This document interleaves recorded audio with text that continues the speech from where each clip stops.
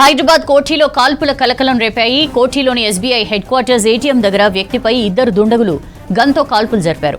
తర్వాత అతడి నుంచి 6 లక్షలు ఎత్తుకెళ్లారు. ఉదయం 7 గంటలకు కేరళకు చెందిన రిషద్ డబ్బులు డిపాజిట్ చేయడానికి ఏటీఎంకు వచ్చాడు. అతన్ని ఫాలో అయిన దుండగులు గన్తో కాల్పులు జరిపి 6 లక్షల నగదు ఎత్తుకెళ్లారు. ఈ ఘటనలో రిషద్ కాలికి బుల్లెట్ తగిలింది. సుల్తాన్ బజార్ పోలీసులు ఘటనా స్థలాన్ని పరిశీలించారు. గాయపడ్డ రిషద్ ను హాస్పిటల్కి తరలించారు. ఘటనా స్థలంలో సీసీటీవీ ఫుటేజ్ ఆధారంగా దర్యాప్తు చేస్తున్నారు పోలీసులు. హైదరాబాద్ కోఠీలో కాల్పుల కలకలం రేపాయి. కోఠీలోని ఎస్బీఐ హెడ్ క్వార్టర్స్ ఏటీఎం దగ్గర వ్యక్తిపై ఇద్దరు దుండగులు గన్తో కాల్పులు జరిపారు. తర్వాత అతడి నుంచి 6 లక్షలు ఎత్తుకెళ్లారు. ఉదయం 7 గంటలకు కేరళకు చెందిన రిషద్ డబ్బులు డిపాజిట్ చేయడానికి ఏటీఎంకు వచ్చాడు. అతన్ని ఫాలో అయిన దుండగులు గన్తో కాల్పులు జరిపి 6 లక్షల నగదు ఎత్తుకెళ్లారు. ఈ ఘటనలో రిషద్ కాలికి బుల్లెట్ తగిలింది. సుల్తాన్ బజార్ పోలీసులు ఘటనా స్థలాన్ని పరిశీలించారు. గాయపడ్డ రిషద్ ను హాస్పిటల్కి తరలించారు. ఘటనా స్థలంలో సీసీటీవీ ఫుటేజ్ ఆధారంగా దర్యాప్తు చేస్తున్నారు పోలీసులు.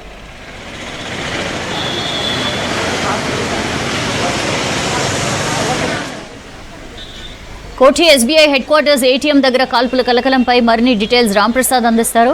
రాంప్రసాద్, ఈ కాల్పులు ఎలా జరిగాయి? రిషద్ పరిస్థితి ఏంటి ఇప్పుడు? అయితే ఏటీఎం వద్ద క్యాష్ డిపాజిట్ చేసేందుకు వచ్చినటువంటి కేరళకు చెందిన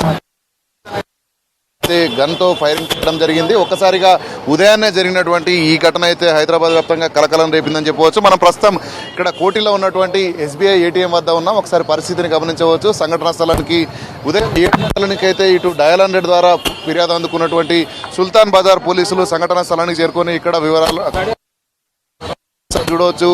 ఉదయం 7 గంటల సమయంలో ఇటు యువకుడు 6 మాటు వేసినటువంటి దుండగులైతే గన్తో కాల్చి తన వద్ద ఉన్నటువంటి 6 లక్షల రూపాయలను దోచుకొని ఇక్కడ నుంచి పరాలైనటువంటి పరిస్థితిని మనం చూడవచ్చు. దీనికి సంబంధించి అయితే పోలీసులు ఇటు ఫ్లూ స్కీమ్ తో పాటు అదేవిధంగా సీసీటీవీ ఫుటేజ్ ఆధారంగా చేసుకుని ఈ యొక్క కేసుకు సంబంధించినటువంటి నిందితుల కోసం అయితే గాలింపు చర్యలు కొనసాగిస్తా ఉన్నారు. ప్రస్తుతం గాయపడినటువంటి రిషద్ ను మలక్పేట్ యశోద హాస్పిటల్లో చికిత్స నిమిత్తం అయితే బంజీరైడ్ వాహనంలో తరలించడం జరిగింది. సో విషయం తెలుసుకున్న అనంతరం ఇది సెంట్రల్ జోన్ పరిధిలో కావడంతో సెంట్రల్ జోన్ డీసీపీ శ్రీవల్లి అయితే ఇక్కడికి రావడం జరిగింది. సో తన ఘటనకు సంబంధించినటువంటి యొక్క వివరాలను అడిగి తెలుసుకున్నటువంటి పరిస్థితిని మనం చూడవచ్చు. ఎందుకంటే ఉదయం తెల్లవారుజామున 7 గంటల సమయంలో జరగడంతో అయితే ఒక్కసారిగా, ఎందుకంటే కోటి అంటే ఈ రహదారి మొత్తం కూడా ఎప్పటికీ బిజీగా ఉంటుంది. సో బిజీగా ఉండేటువంటి ఈ రహదారిపై ఉదయాన్నే కాల్పులు జరపడానికి సంబంధించి అయితే డీసీపీ కూడా ఇక్కడికి వచ్చేసి ఈ యొక్క ఘటనకు సంబంధించినటువంటి వివరాలను అడిగి తెలుసుకుంటా ఉంది. ప్రస్తుతం డీసీపీ ఇక్కడికి వచ్చి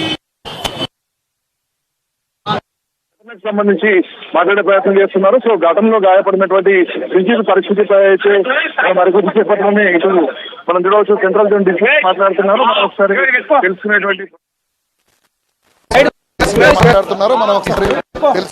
ప్రయత్నం చేద్దాం.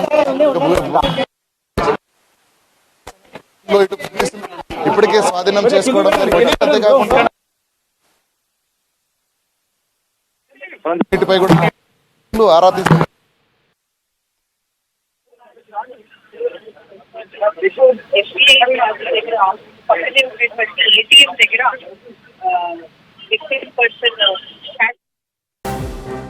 ఫైర్ చేయడం జరిగింది. దాంతో విక్టిమ్ కి కాలికి ఇంజరీ జరిగి అతని బైక్ అండ్ బ్యాగ్ తీసుకొని వీళ్ళు వెళ్ళిపోవడం జరిగింది. దీనికి సంబంధించి క్లూస్ వచ్చింది. సీసీటీవీ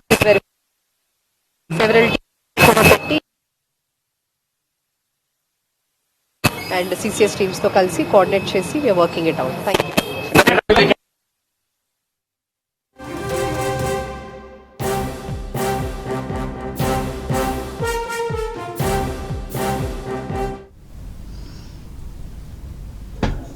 హైదరాబాద్ కోఠీలో కాల్పులు కలకలం రేపాయి. కోఠీలోని ఎస్బీఐ హెడ్ క్వార్టర్స్ ఏటీఎం దగ్గర వ్యక్తిపై ఇద్దరు దుండగులు గన్తో కాల్పులు జరిపారు. తర్వాత అతడి నుంచి 6 లక్షలు ఎత్తుకెళ్లారు. ఉదయం 7 గంటలకు కేరళకు చెందిన రిషద్ డబ్బులు డిపాజిట్ చేయడానికి ఏటీఎంకు వచ్చాడు. అతన్ని ఫాలో అయిన దుండగులు గన్తో కాల్పులు జరిపి 6 లక్షల నగదు ఎత్తుకెళ్లారు. ఈ ఘటనలో రిషద్ కాలికి బుల్లెట్ తగిలింది. సుల్తాన్ బజార్ పోలీసులు ఘటనా స్థలాన్ని పరిశీలించారు. గాయపడ్డ రిషద్ ను హాస్పిటల్కి తరలించారు. ఘటనా స్థలంలో సీసీటీవీ ఫుటేజ్ ఆధారంగా దర్యాప్తు చేస్తున్నారు. క్లాత్ బిజినెస్ కి సంబంధించిన క్యాష్ డిపాజిట్ చేయడానికి ఈ మూట అంతరాష్ట్ర మూట అని అనుమానిస్తున్నారా? లేదంటే లోకల్గా తెలిసిన వాళ్ళ పని అనేది మీరు క్రైమ్ సీన్ కూడా అబ్జర్వ్ చేశారు కదా? ఎక్కువ అయ్యాయి అనేది కరెక్ట్ కాదు. This is a stray incident I think, because I think last 1 year back ఎప్పుడో ఒకసారి అయింది. సో మళ్ళీ ఆ తర్వాత ఇదే జరగడము. సో బట్ స్టిల్ ఎప్పుడైనా ఒఫెన్సే. మీరు ఇంకోటేమన్నా ఎన్ని టీమ్స్ ఫామ్ చేశారు? ఎన్ని టీమ్స్? ఆల్మోస్ట్ 5 teams ఫామ్ చేసాం ఇప్పటికి. ఇంకా టాస్క్ వాళ్ళందరూ కూడా కోఆపరేట్ చేస్తారు. సో ఇది మొత్తంగా పరిస్థితి చూసినట్లయితే కాల్పుల ఘటనకు సంబంధించి ఇప్పటికే మనం ఇక్కడ సెంట్రల్ జోన్ డీసీపీ మాట్లాడడం జరిగింది. సో ఈరోజు క్లాత్ బిజినెస్ చేసేందుకైతే ఇక్కడికి వచ్చినట్లు చెప్తున్న క్రమంలో బిజినెస్ చేసేందుకు ఉన్నటువంటి సంబంధించిన డబ్బులను డిపాజిట్ చేస్తున్న క్రమంలో ఇటు దుండగులు పక్కనే ఉన్నటువంటి బస్ స్టాప్లో వేసి అయితే తనను కాల్చడంతో పాటు తన వద్ద ఉన్నటువంటి 6 లక్షల రూపాయల నగదును కూడా తీసుకొని పారిపోయారని చెప్తున్నారు. ప్రస్తుతం విక్టిమ్ ఎవరైతే ఉన్నారో రిన్షీద్ అనేటువంటి వ్యక్తి మలక్పేటలో ఉన్నటువంటి యశోద ఆసుపత్రిలో చికిత్స పొందుతా ఉన్నాడో తన పరిస్థితి కొంత నిలకడగానే ఉందని చెప్తున్నప్పటికీ కూడా తన కాలిలో ఒక రౌండ్ బుల్లెట్లు దిగినప్పటికీ, అంతేకాకుండా మరొక రౌండ్ను కూడా ఇక్కడ చేసుకున్నట్లయితే ఇటు మనకు సెంట్రల్ జోన్ డీసీపీ చెప్తున్నటువంటి పరిస్థితి. ముఖ్యంగా ఈ యొక్క ఘటనకు సంబంధించి అయితే సీసీ ఫుటేజ్తో పాటు అదేవిధంగా ప్రస్తుతం ఇక్కడ ఉన్నటువంటి క్లూస్ టీమ్ను ఆధారంగా చేసుకుని అయితే దర్యాప్తు ముమ్మరం చేసినట్లు, అంతేకాకుండా ప్రస్తుతం ఈ యొక్క వీరిని పట్టుకునేందుకైతే 2 టీమ్స్ను కూడా ఏర్పాటు చేసి గాలింపు చర్యలు కొనసాగిస్తున్నట్లయితే మనతో సెంట్రల్ జోన్ డీసీపీ చెప్తున్నటువంటి పరిస్థితి.